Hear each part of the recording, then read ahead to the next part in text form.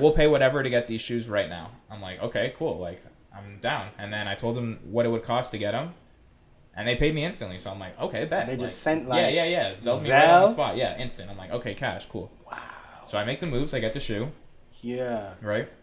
And I pull up on the stylist of this person. And they're like, cool, slide with me to the airport. I'm like, all right, whatever.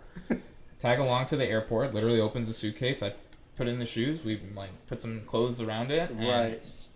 Close the suitcase, like, walk into box the and airport. everything, or like just the Box and everything. Okay, Yeah. Got, seal up the suitcase, walk into the airport, and check in the bag. Yo, that's crazy. Yeah, literally crazy.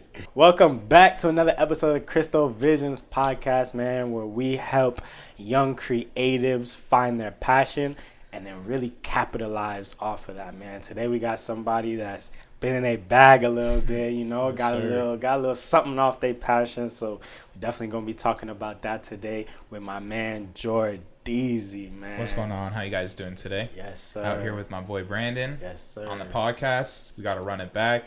Excited Right. to be on again. Yes, sir, man. So go ahead, introduce yourself. You know how you would like the people to, you know, somebody that's never heard of you at all. You know what I'm saying? What kind of things would you say I to got somebody? you. Well, I'm Jordan, aka Jordeezy. That would be my sneaker alias, I guess you could say. I'm a sneaker collector and reseller. I work with a lot of high-end clientele, like athletes and influencers. Been doing this for about 4 or 5 years. Started as a hobby, kind of to just make my own sneakers cheaper for myself.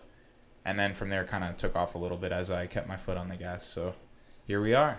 Yes, sir. Talk a little bit about those high-end clients. Like who we got or who we talked to. We got a few notables. So like on the athlete side of town, we got Leonard Fournette, who I linked with last year, which was super dope. Very, very nice and humble guy. He grabbed some really nice kicks for me as well. I think he grabbed the Union Jordan 4s, the Guavas. Oh, okay, yeah. That's what he had grabbed right when those came out. So those were nice. And then another notable would be Ja Morant. Shout out that boy, was balling this year. Yeah. That boy is doing the thing. That's so, crazy. yeah, he actually ended up grabbing shoes for me like 2 or 3 days in a row. He had his family in town. I think he was training down here. So I met up with him in Miami for like literally a few days back to back. And he got all of his people right. Well, so what was he super doing cool. in Miami, like down here? I think he was just like Airbnb chilling over there. Okay. He was training though, I know, with my guy Mo, shout out Mo, at House of Athlete, which was owned by Brandon Marshall. It's a gym over here in Weston. Okay, And actually Leonard Fournette trains there as well. Tons of guys. Jarvis Landry. Wow, yeah. I could. List goes on, really.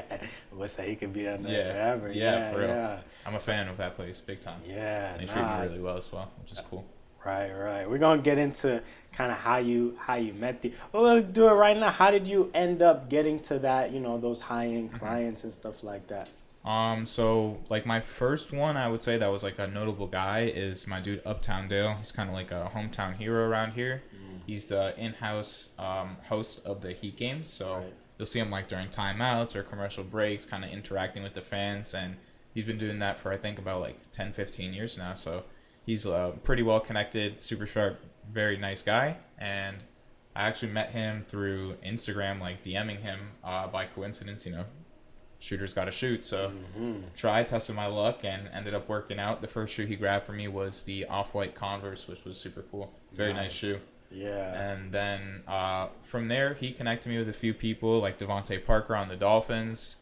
That's my boy. And Devontae's manager, Jalen, also the homie. Very, very good people.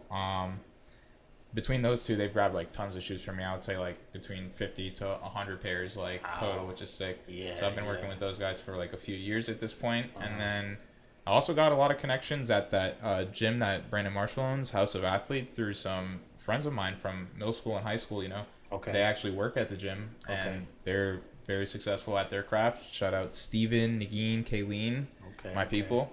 But yeah, they also helped spread my name in there, which I really appreciate, and that's been a big help as well, you know. Right. I always say it's not necessarily about what you know, but who you know. Right. I guess I got some good friends in good places, so For sure. they've been a big help as well. Yeah. I feel like that's a big thing for me right now is realizing that, like you said, not necessarily what you know, who you know, because, you know, you could be nice at what you do, you could do whatever, and you could be real nice, but if you don't know anybody or if nobody can really vouch for you, that's that dude, and it doesn't matter about your skill or anything like that.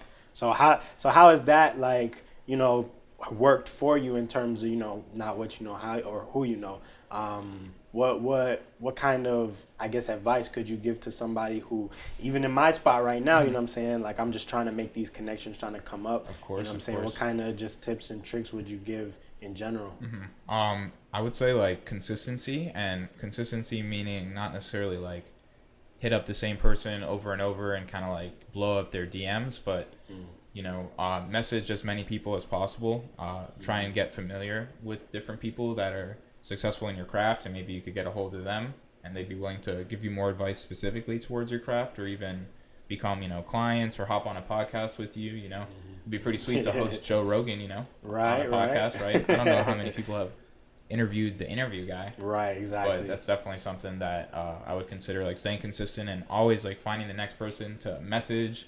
Stay on top of the trends. I love TikToks. You can find a lot of like up and coming influencers and creators on there, and people really can blow up in such a short period of time. I've met people like when they had like 50, 100K followers, which is like really a lot, way more than I have on all my platforms combined even. Okay. And they'll go to like 1 million in like a month after that. So wow. It's really crazy how TikTok can scale. So staying like consistent with following the trends as well, and making sure if you're trying to have a certain person on your podcast or have the hottest person on your podcast, you know who the hottest person is. Right, exactly. Yeah, talk a little bit on that. How is it for you going through that process? I guess from the beginning you said that you were hitting up people in the DMs, and you got contacted with one of them.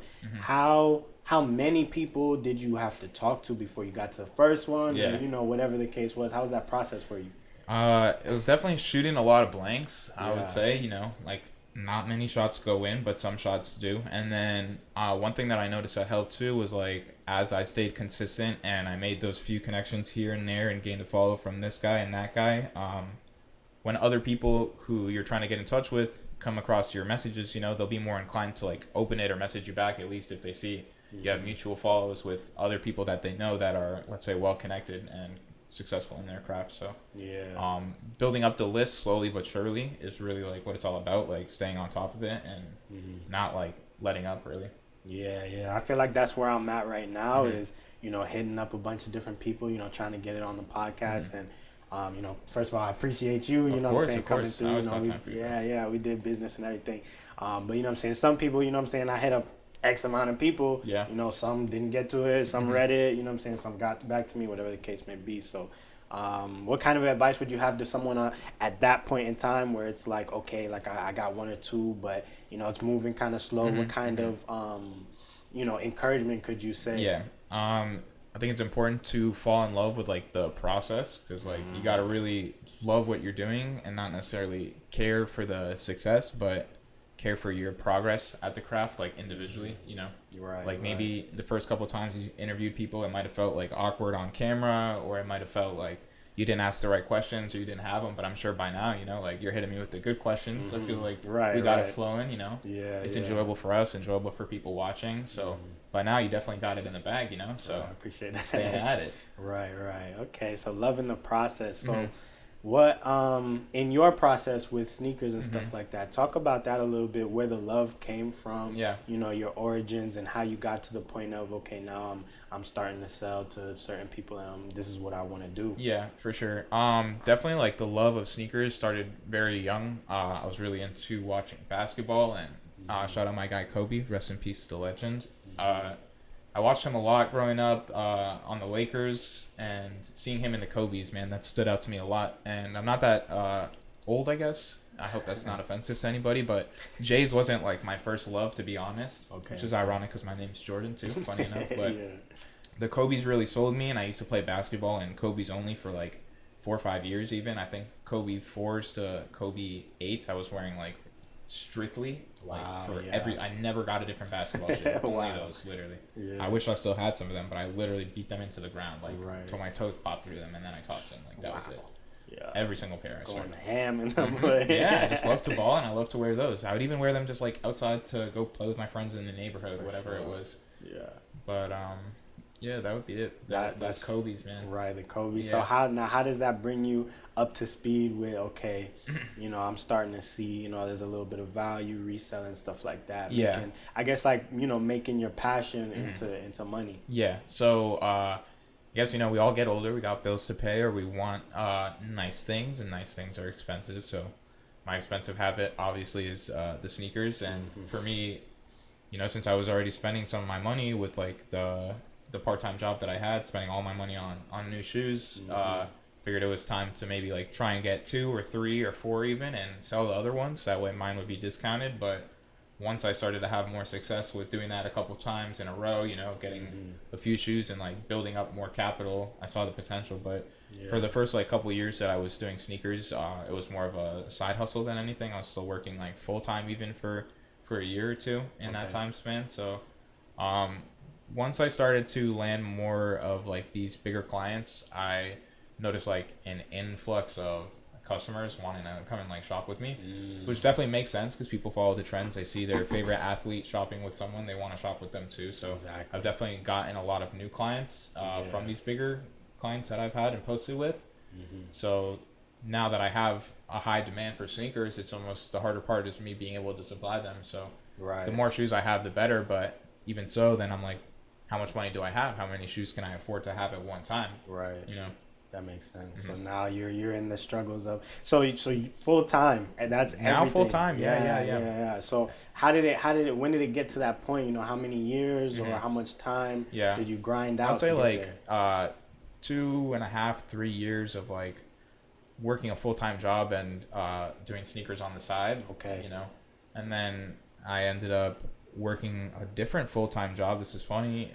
From some like office job, sales job to working at a sneaker shop because that was more in line with what I wanted to do. Yeah. And I actually wanted to work there to learn like the ins and outs of the actual sneaker business side of the business, As doing it just as a hobby, it was hard to, I guess, realize how serious it is to, own and operate a business and like what it actually meant, how much responsibility comes with it. Yeah. So how did that help you? Like what store was it? If you could name drop. No, all right. No names. No names. No problem. So how did that help you out? Being there, learning that type of stuff.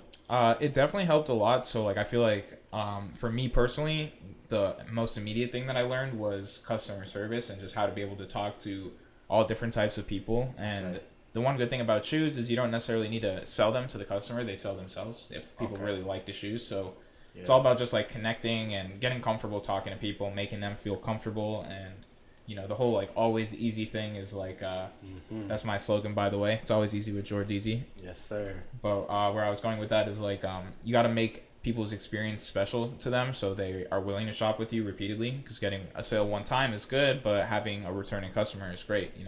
So did you feel like when you were there, like people would ask like, yo, where my dog at, this, that, like? Definitely. I had people starting to come to the store and see if I was there or not, and if I wasn't there, I would find out like the next day, like, oh, this guy came in to see you and you weren't here, so he left. Wow. Yeah. So how does that? That's sick. Yeah. That's nice. So what do you think about those type of things? It definitely felt good, and that's how I knew I was like doing well. But the point wasn't even to like make people like me. It was more to like socialize and just make new friends and meet new people. So that was a very, very fun and enjoyable part of working at the store. Then I learned also a little bit more about like the back end and like buying inventory, setting up payroll, paying employees, that type of stuff. So there's a lot of pros and cons. The good thing about working for somebody else before you open your own type of store like that is that you get to learn what to do and what not to do, like at somebody else's budget, So I feel like it's important to learn as much as you can during those time frames. That was a big help to me, and like going forward, I hope to open a store. I don't know necessarily when exactly, but sooner than later, ideally. Right. Just something I'm saving towards and looking for the right location, That's amazing, bro. So being there and getting those experiences, at what point did you realize, okay, I'm going to hop out, I'm going to do my own thing, what? Because, I guess for somebody who's coming up, what I'm saying, maybe they're going through that same thing, right? Yeah. And they're like, okay, maybe they're at that point before they hop into a store like that, right? What should be an end goal for somebody that's chilling in that store, and they're about to, they know that they want to take the next step? I mean, I think opening a store is a great goal to have, So like if you're working at a store, the next upgrade would be, let's say, become the manager or own the store, you know? So that definitely is like a huge achievement and something I'm really looking forward to accomplishing, because I would love to have like my friends, family, and like customers all be able to have a flagship location to where they can come to at any time and shop whenever they feel, you know, of course, like given the store hours, but it's nice to have like a location like that. I feel like it's very, very important. Yeah, yeah. And so you're there, and that's a good goal to have. Right. So at what point for you in your journey, at what point were you like, was it on like terms of, okay, I'm ready, or was it like some bad blood type of thing? How did that work out for you? Never bad blood, really. You know, just more of like not seeing eye to eye so much anymore. Makes sense. Okay.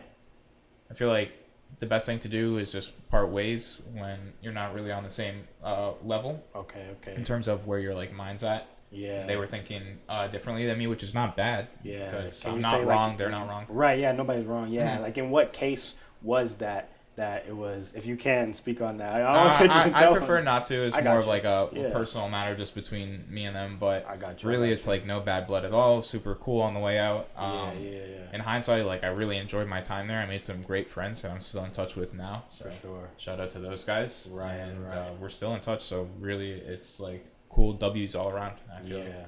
Okay. So now, you know, you're selling sneakers and stuff. So after you got from that place, did you continue to do it on your own? You're like, okay, you know, I learned what I needed to do, and I'm about to do it on my own. How did that part work out for you? Yeah, so it's literally since then been all gas, no brakes, me trying to just figure out how I can build more capital, how I can get more clients, how I can grow the social media. All of that. It's been for sure a learning process, you know, but it's something that I saved up to be able to afford to have this free time. And additionally, you know, now that I've been at this for like a good while, I feel like this is something consistent. This is something that can grow even more. Yeah. I would say now I'm comfortable, but I don't want to stay here. So it's time to keep working to grow, of course. Right. Step it up. Yeah. So I'm picking up, right? I'm picking up. Okay, so, you know, you had a few years working the job, and then you're doing part-time.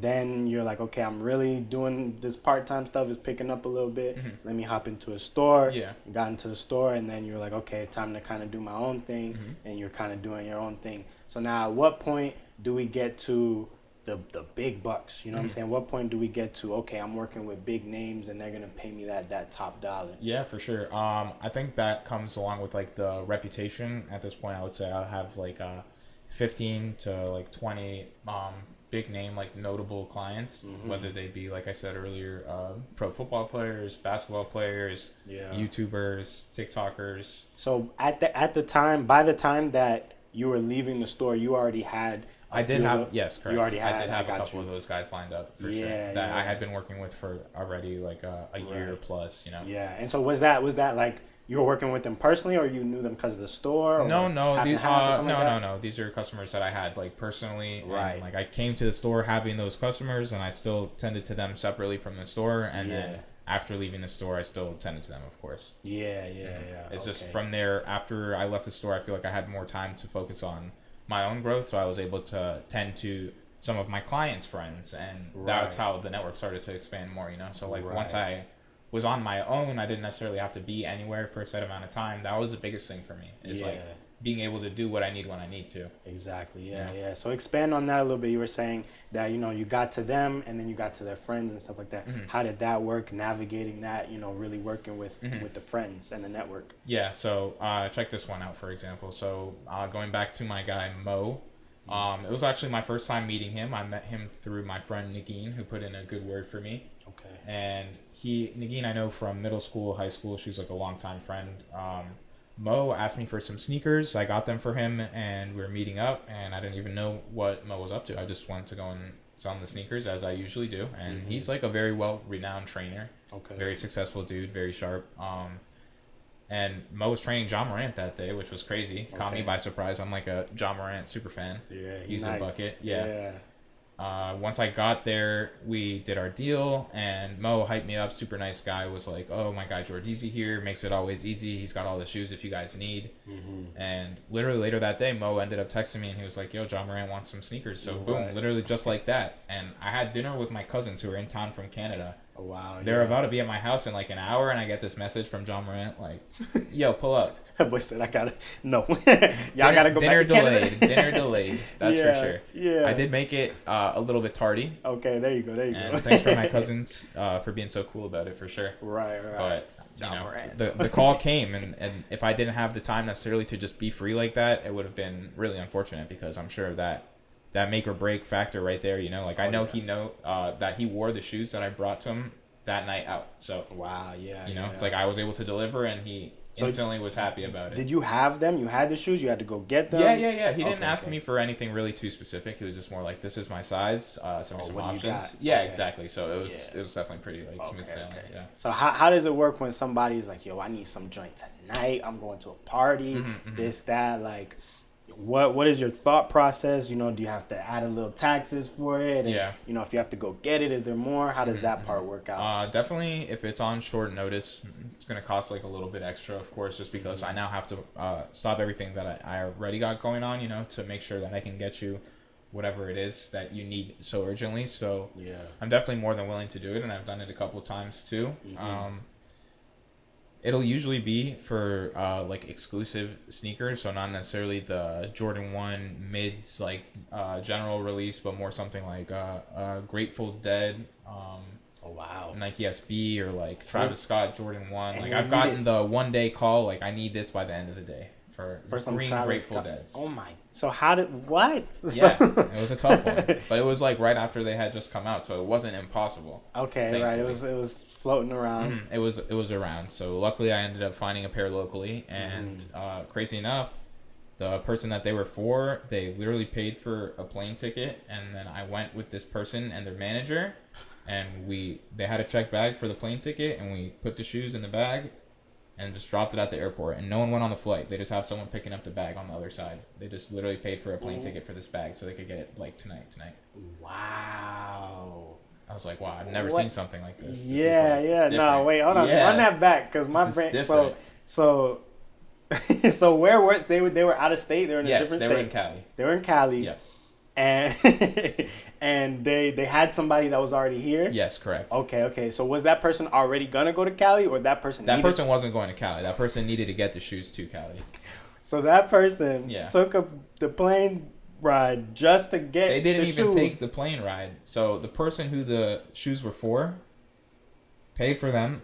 Paid for the ticket. Yeah. Right? So there was no person. There was no person. Just a check bag. Yeah, just a bag. And then they waited at the carousel and picked it up on the other end, and it totally got there. I got the picture. That's heavy, bro. I don't want to do no spoilers, but I'll show you the picture. Okay.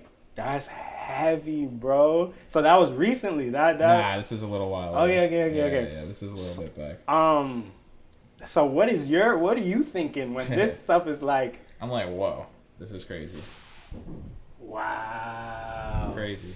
That's nuts. Wow. So this is like the sequence. Then I get this sent to me, and I'm like, this could be anybody. Yeah. Because this person wears a mask, so you don't know necessarily if it's actually them or not. I'm like, this person is their actual like connect. Like. So you're saying you didn't know at that point? Because it was like crazy. So long story short, the person who hit me up for the shoes is like, I'm insert famous person's stylist. I'm like, okay.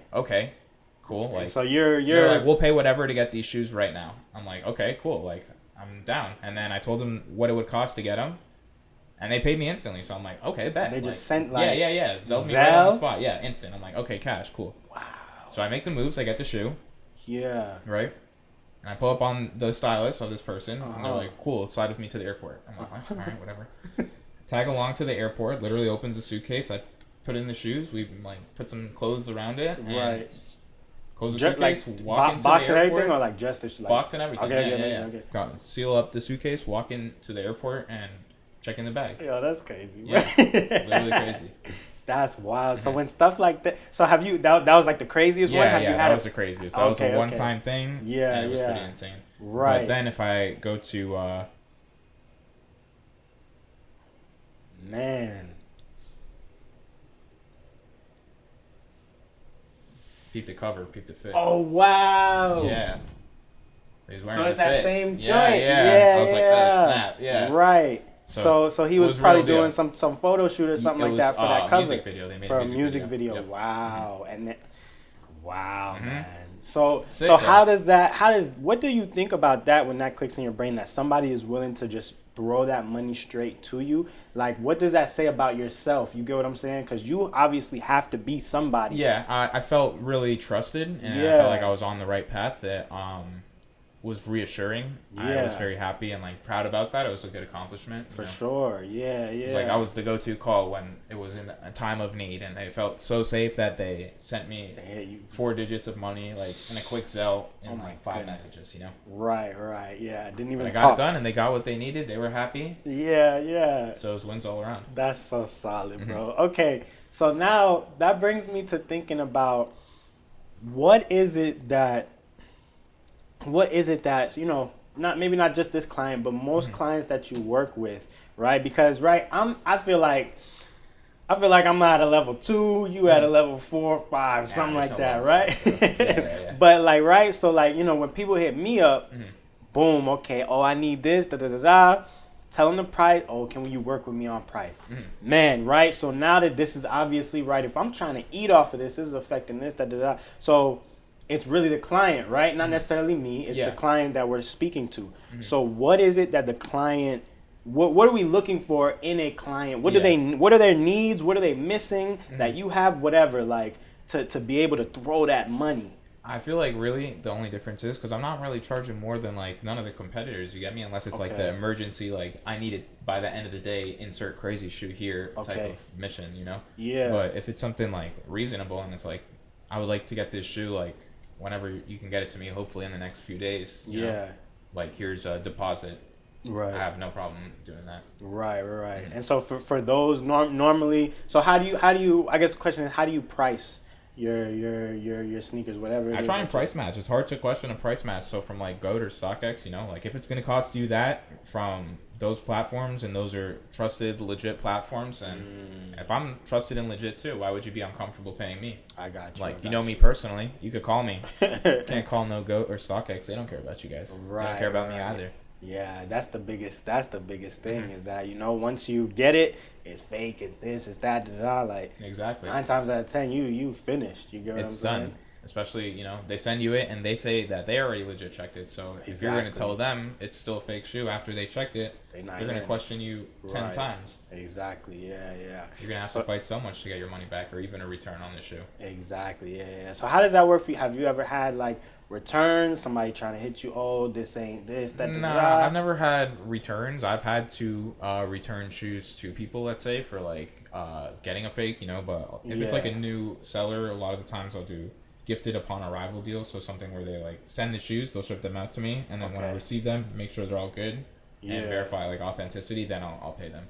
So I guess now that I've built good reputation, there are people who are comfortable sending me shoes without me paying them up front. Right. Yeah. Talk a little bit about gift upon arrival for anybody who might not. Yeah, so essentially if you were selling sneakers and I wanted to buy them, we could agree to a price, but we've never done business before, and you know that I'm a reputable seller. You would send me the shoes, and then I would check that they're authentic, verify them, and once everything's all good and they're received, I would just pay you the funds in full. And that would be it. Right. Solid. So that can like save my tail, knowing like I'm a reputable seller, but you don't necessarily have in the sneaker realm a reputation, which is not a bad thing. It just means you're not necessarily active in it. Yeah, you're coming up. Yeah. Or you're just someone trying to like sell shoes as a hobby, Even so. Right. Not everybody's trying to scale it into being like the biggest reseller. Some people really just do it to collect shoes, like I did when I started. Right. Exactly. Man. So okay. So wrapping it, bringing it all together. You know what I'm saying? What kind of advice would you have to somebody? I guess, let's say where I'm at, right? Yeah. I'm working with normal everyday people or whatever. How do we get from there to really the next level and excelling in that area? You know what I'm saying? What kind of just general tips? I would say don't be picky and like definitely be yourself, because like people are very quick to pick up on you trying too hard to be a certain way. Okay. And I noticed Explain that a little bit. I don't know. It's hard to explain. I feel like it's just something, and if you know, you know. You get it, yeah. So have you felt like you might have battled with that a few times? Definitely. There's times that I'm going to meet with people who are like highly reputable, and I'm nervous even or something, sure. or I feel like I have to act a certain way, but at the end of the day, it just comes down to taking a few deep breaths and realizing like I'm literally just doing what I love, selling shoes, and getting to meet with somebody that I look up to usually. Yeah. So, that was me when I had when you came through and bought those 4s. I was like, he hit me up. Let's go. I'm like, I was saying like he. And then I seen you the video next day. You guys sold it to some famous dude. I'm like, man, that guy's nice. You know what I'm saying? He's quick. Mm-hmm. So yeah. So okay. So you just feel like, you know what I'm saying, like you said, be yourself. Yeah, and more on the don't be like picky thing is I feel like you got to take care of everybody and don't necessarily like I sell shoes to anybody. Not only high-end clients, not famous people, not athletes, literally anyone, their mom, their nephew, their kid, their cousin, whoever. Right. You know, everybody who wants shoes should be able to get shoes, and I want to make it as easy as possible. So there's no more to it than that. Yeah. Just keeping it easy. Yeah, always making sure you take care of everybody is the main point of don't be picky. So if it's selling sneakers, make sure you sell to everybody. If you want to be the most famous and known sneaker reseller, you know, it's cool that you sell shoes to Offset and PJ Tucker, let's say, but if you only sell shoes to 3 people, you know, like you're not really the shoe reseller master. Right. You're not the plug. You're the exclusive guy. That's super cool. And respect to you, but I feel like the big picture is like getting shoes for everybody, like making sure everyone's taken care of. Nah, that's solid. As many people as possible. Anyways. Right. Genuine guy right here. Yes, sir. Genuine people, man. It's for the love of the shoes, bro. Right. More than exactly. anything. Yeah. So how does that work when somebody comes to you, negotiating price, this, that, that type of thing? I'll be honest. There's not many shoes I get for retail anymore. It's just tough to do that. So with shoes that I get for retail, sure, I'm more like willing to work because I'm not a greedy guy. There's more shoes to come, but with shoes that I paid resale for, not really many people know that I paid resale for them, so they're under the assumption like, oh, he just got these for $100, Dunks, for example. So like that's not necessarily the case, So I'll make like smaller margins on shoes that I pay resale for, but at least everybody's taken care of, So instead of moving 5 shoes, because I only got 5 for retail, I'll move 105 because I just bought a bunch of shoes off people for, let's say, like StockX payout, and then sell it for the StockX pay, like matched out, Right. Yeah. So what are your, do you have a daily goal that you want to hit, like a limit, or weekly, monthly, anything like that? I don't set it like that anymore. I more just take note, because it's hard to control, bro. Like I could have 1,000 shoes and I could have the most fire options, but if no one's shopping for shoes, no one's shopping. Okay. Like January, I would say there's nothing I could do, even if I somehow transformed all my shoes into Travis 1s and Air Max. It's not gonna change nothing for me. Like I'll have them, sure, but nobody's buying shoes in January. Everybody just spend all their money in December. Christmas, So it's like that type of stuff. I would say I don't set goals to. I just try to maintain a good average and make sure obviously my bills are paid, that I have money saved, that if I want anything extra, I have money put to the side for extra stuff, which I try to keep as a little baby pile. I don't want to be spending money on myself like that. I'd rather save it. I like to invest a little bit. I like cryptos. Okay. That's my stuff nowadays, NFTs. Yeah, I've been seeing you on that grind. Yeah. Super interesting, and I feel like it's super new. Kind of like when the internet came out, that was like 30, 40 years ago. That wasn't even so long ago. It's actually crazy to think about. So I feel like this is our opportunity as, our generation to get into something that could make us like insanely wealthy. Like I read something the other day that said, have you heard of the NFT Bored Ape Yacht Club? It's like one of the biggest projects. I think their net worth is like $5 billion. Wow. Okay. Yeah, and it was saying the entire value of like the Web3 space, which is like crypto and NFTs, is the same as the value of Google. Wow. And Google is one company on the internet. So imagine if this is the next internet, they're calling it Web3. The current internet is Web 2. So if this is the next big thing, we have a chance to get in really early. This could be something that like make or breaks generational wealth for us, rather than making $50 or $100. This could be something that 1,000x that like. Yeah. I know plenty of people like our parents and myself, even though I didn't really know about it, regret not buying like Bitcoin or Ethereum when it was like $1 and $5. Imagine. Yeah. I know, for example, my dad had Ethereum at it was Ethereum at $10 and sold it at $100 because he's like, I just 10x but my it was money. hype, yeah. But it was so long ago. And, right. Now he's a sad boy. Yeah. That's crazy. So talk about a little bit into the future. What kind of things are we looking at? Jordeezy in general, you know what I'm saying? For sure. Anything. You guys are going to be seeing a lot more of me active on the social media side of things. I'm going to try and get a little more into the TikToks and just posting like little silly quick content or shoe posts, just showing you guys like current sneakers coming out, unboxings, that type of stuff. Additionally, going to keep saving up some capital, trying to make moves towards a store or at least like a studio to take appointments at, somewhere I could have my customers come and shop where it feels a little bit more personal and they can come to me for a change, Right. Shout out Joe Biden for the gas. For making gas it's so a little hard I gotta make everybody come to me now. Right. Yeah. A little hard to get around now. Yeah. But aside from that, that's about it, bro, really. Okay. So, man, I think we covered everything at this point, man. Is there anything else in your brain you might want to touch on, talk about, influence the people? If I could give you guys a last party message, I would say make sure you stay nice because you don't know what people got going on in their life. So you don't want to add any more extra shit to anybody's plate. Be nice to everybody except for people who are not nice. You fuck those people. But everybody else, kill them with kindness. Right, man. You guys heard it here first, man. You already know where to check him out. We're going to make sure all the links are in the bio. We're going to have you do everything at the end. Man, if you're looking for any shoes, man, you make sure you check out Jordeezy. If you're looking to get a little bit more into your passion, figure out your passion, grow your passion, and really take capital off your passion, make sure you check out Crystalvzns. Go on the Instagram, go on the Twitter, go on everything. Crystalvzns. Check them out, man. And just to leave them with something, where are we looking? If you have anything, what are you looking at in the next 5 years? Where's Jordeezy gonna be at when we have a part 10 of our thing? That. 5-year forecast right here. Yeah. 5 years from today, we'll mark it on our calendars just to make it epic for shits and giggles. We'll do it anyways. We'll lock it in. I have a store. Maybe we'll be doing this podcast at Brandon's office. Okay. It'll be pretty sweet. Yeah.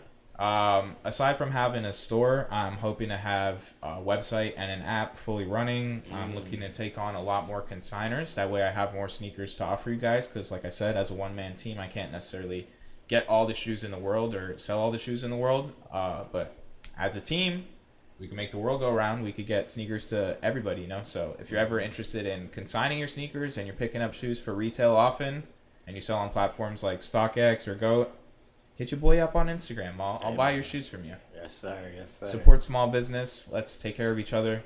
Let's all be nice. Exactly, man. Yeah, tell them where they can find you, your @ name on Instagram. Yes, sir. So my Instagram handle is going to be at ijrdzy, and it's going to be the same on Twitter too. Instagram is going to be more dedicated to the sneakers, buying, selling, collecting, all that good stuff. Twitter is more where I talk about the crypto, Web3 side of things. Those are going to be the two main spots you catch me hanging out at, though. So anytime you need me, feel free to shoot a message on there. Definitely. For sure. I just thought, hold on, before we even end it, talk a little bit on the new Discord that you got going on. Oh, bro. yes. Yeah. Dang, I appreciate you bringing that up. I know, I seen it. I was like, let me get in that real quick. What's going on there? Yes, sir. So you guys could check out my new Discord. I got the link in bio on my Instagram and Twitter. It's called The Easy Way. I'm just trying to make a spot where everybody could come and hang out, network, socialize, meet new people. Because like I said earlier, touching back on it's not what you know, it's who you know.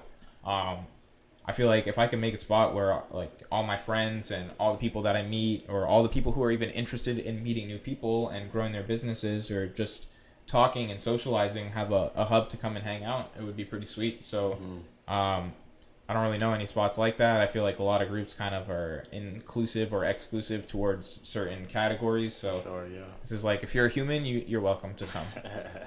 That's it. For sure. And if your dog has a Discord, your dog could join too. There you go, man. Make sure you check out my man's Discord. Make sure you check out my man's Instagram and everything like that. Man, I appreciate you guys for coming through, stopping here, checking out the Crystalvzns Podcast, man. And until part 2, man, we'll see y'all later, man. Later. Thank you, guys.